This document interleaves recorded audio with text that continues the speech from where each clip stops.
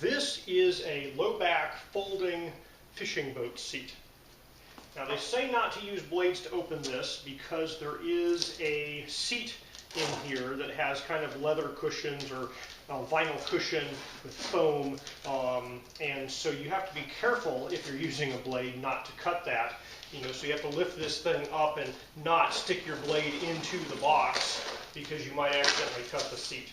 Now in the actual box here, the seat is an inch or two below that area, and there's a gap in here, so you can probably get away with using a knife to open it, but you have to be careful.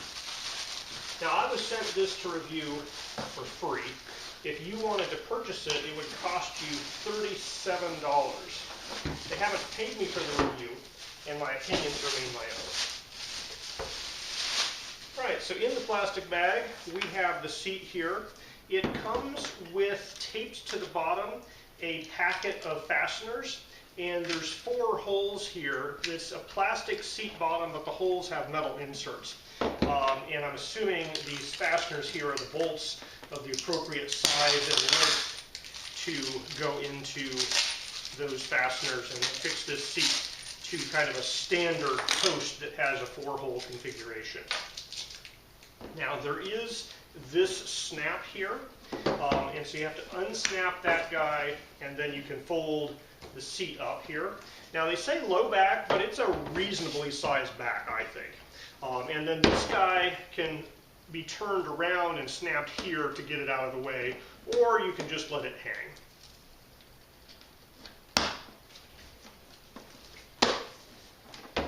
So that's the seat.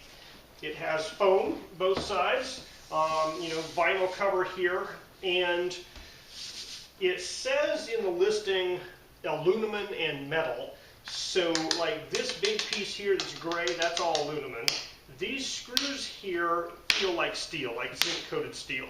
The snap there, the snap feels like aluminum, but I think the screw that's holding it in is steel. Same deal here. You have steel staples on the bottom, and you have steel screws, and then aluminum for the main body.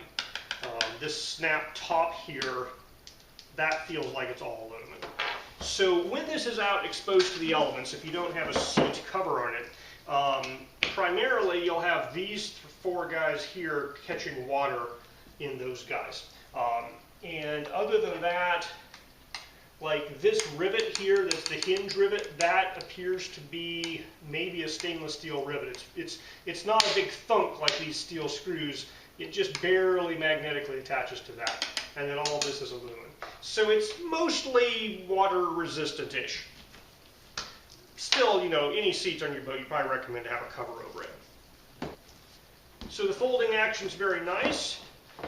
It doesn't necessarily lock in place, but it's not going to fall. There's some definite friction. The wind isn't just going to blow this over unless you get an amazingly big gust. And there's enough friction that it's not going to like slam closed. It takes ways for gravity to flip that over. So at this price point, that looks like a pretty good value at this price point.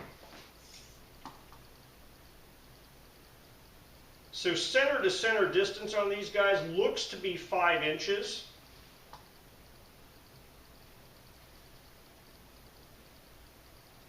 It might be 127 millimeters, but I think it's just a 5-inch square there.